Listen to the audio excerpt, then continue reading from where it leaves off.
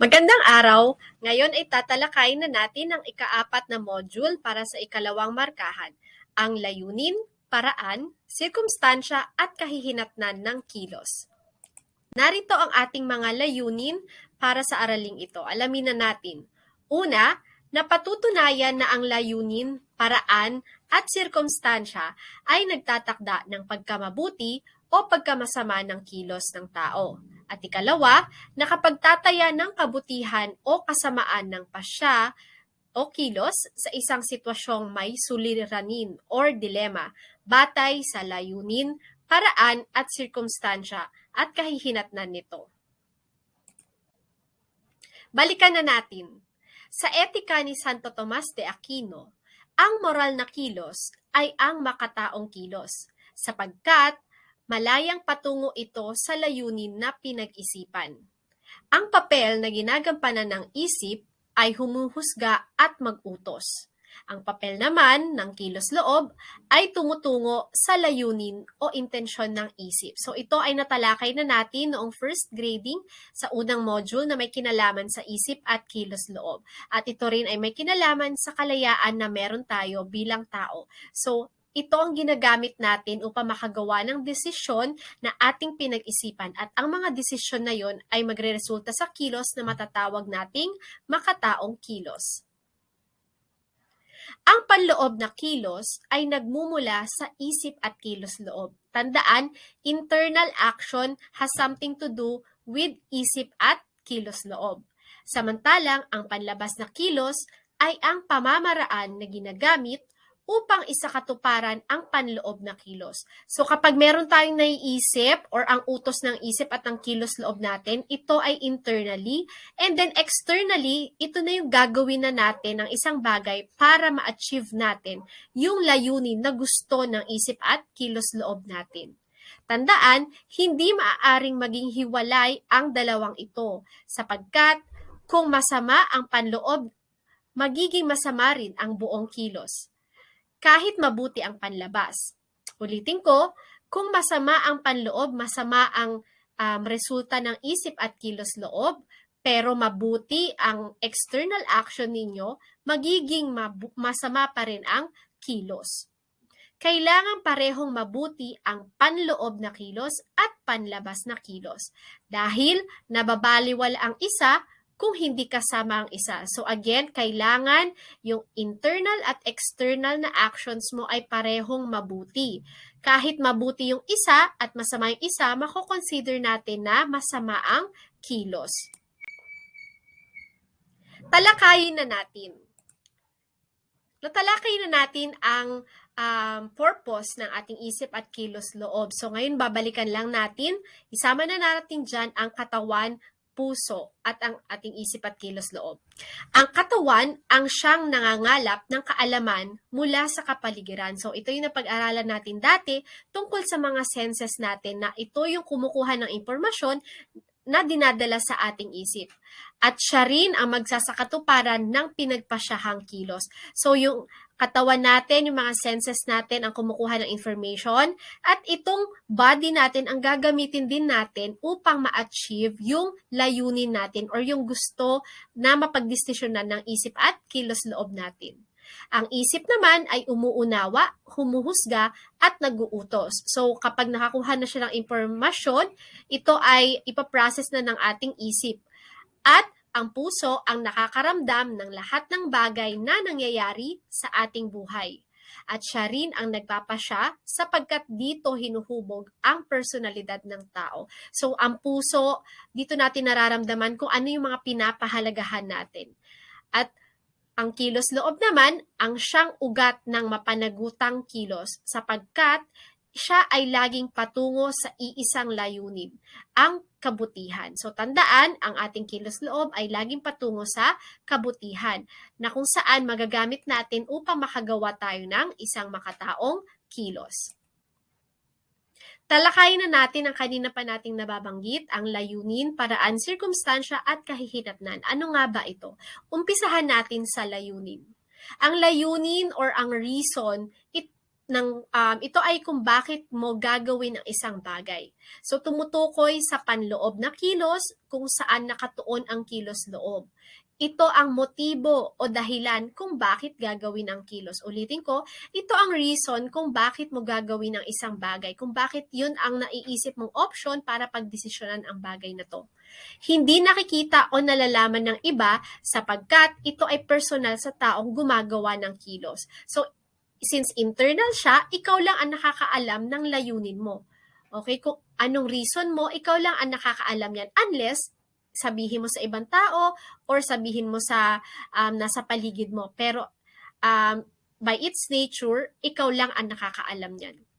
Ayon kay Santo Tomas de Aquino, ang layunin, ang pamantayan sa kabutihan ng layunin ay kung iginagalang ng taong nagsasakilos ang dignidad ng kapwa. Again, masasabi natin na mabuti ang isang layunin or ang reason mo kapag kino-consider mo ang dignidad ng kapwa mo. So in short, anything na makakabuti para sa kapwa mo, anything na nagre-represent ng paggalang sa kapwa mo, mako-consider natin siyang mabuti. Kung naaalala ninyo, natalakay natin ang tungkol sa dignidad ng tao or ng dignidad ng iyong kapwa. So kapag nakikita mo or maa-assess mo na kapag may gagawin ka, ay mabuti pala ito para sa kapwa ko, masasabi natin na mabuti ang layunin na yan. Ngayon ay talakayin naman natin kung ano ang paraan or yung ways. Paraan, tumutukoy sa panlabas na kilos na kasangkapan upang makamit ang layunin. So ito na yung way para ma-achieve natin yung reason mo or yung goal mo kung bakit yun ang gusto mong gawin, kung bakit yun ang decision na gusto mong isakatuparan. So sabi ni Santo Tomas de Aquino, may nararapat na object ang kilos or dapat may objective ang kilos mo. Ang paraan ng kilos ay ang nararapat na kilos dahil ang kabutihan ng panlabas na kilos ay ang nararapat na objective nito. In other words, yung way na gagawin mo para ma-achieve yung goal mo ay dapat appropriate. Okay? Para masabi natin na mabuti ang paraan na gagawin mo. Halimbawa, ikaw ay nagugutom. Ang object ng isang taong nagugutom or ang objective niya, ang goal niya ay ang makakain. Ngayon, ano ang dapat niyang kainin para mabusog siya? Siyempre, dapat kakain ng pagkain. Yun ang nararapat na kilos, yun ang nararapat na paraan, yun ang appropriate na way para ma-achieve niya yung goal niya na makakain. Pero kapag sabihin mo na para makakain ng papel, makakain ng isang bagay na hindi nakakain, hindi yun ang appropriate way para sa isang kilos na gagawin. Isa pang halimbawa ay kung ikaw ay nauuhaw. Kung ikaw ay nauuhaw, ang objective mo ay para makainom, para ma-quench yung thirst mo. Ang appropriate na action ay makainom ng tubig or ng liquid na pwede mong inumin or safe para sa'yo. Pero kung sasabihin mo makainom ng alak, makainom ng muriatic acid or ng lason, ito ay hindi na appropriate. So kapag hindi na siya appropriate, hindi natin masasabi natin na hindi mabuti yung action. Again, ito lang ang tatandaan, paano natin masasabi kung mabuti ang action kapag ang action mo ay appropriate para sa kilos na gagawin mo. Nakuha? Ngayon, puntahan na natin ang ikatlo, ang circumstansya. Ano nga ba ang circumstansya or circumstances? Tumutukoy sa isang sitwasyon o kondisyon o kalagayan ng kilos na nakakabawas o nakakadagdag sa kabutihan o kasamaan ng isang kilos. So, ito yung parang nagsasabi or nag-a-add or nagmaminus sa goodness and badness ng isang action. Ito ang mga nakakapagpapalala o nakakapagpabawas ng kabutihan o kasamaan ng kilos. So dito makikita ninyo, involved dyan yung sino, ano, saan, paano, at kailan. So sa sino ang gumawa ng kilos at sino ang affected sa action mo. Example, ikaw ay may gustong bilhin. Gusto mong bumili ng, let's say, headset. Pero dahil kulang ang allowance mo, hindi ka na makapag-antay, napagdesisyonan mong mangupit sa wallet ni mami at ni daddy. So, sino ang gumawa ng kilos? Ikaw. Kanino mo ginawa yung kilos, yung pangungupit? Kay mami at kay daddy. Masama na nga ang mangupit, ginawa mo pa sa magulang mo, mas lalong naging masama yung pangungupit na ginawa mo. Okay? Pangalawa, ano? Ano yung mismong action na ginawa? Pangatlo, saan? Saan mo ginawa ang action? Halimbawa na lamang ay ang pangungupit or pagnanakaw sa simbahan. Masama na nga ang pangungupit or pagnanakaw, pag-i-snatch, at ginawa mo pa sa isang puok sambahan or sa simbahan, lalong naging masama ang kilos mo dahil hindi mo na nirespeto ang lugar ng sambahan. Ika-apat ay paano. Paano mo ginawa yung action? And last but not the least ay kailan. Kailan mo ginawa yung panungupit mo sa parents mo? Nung panahon na kailangan nyo ng pera. So, lalong naging masama ang action mo. Ika-apat at ang huli ay ang kahihinatnan or yung result ng action mo. Ang lahat ng ginagawang kilos ng tao ay may dahilan. So, nasabi na natin yan kanina, yung reason.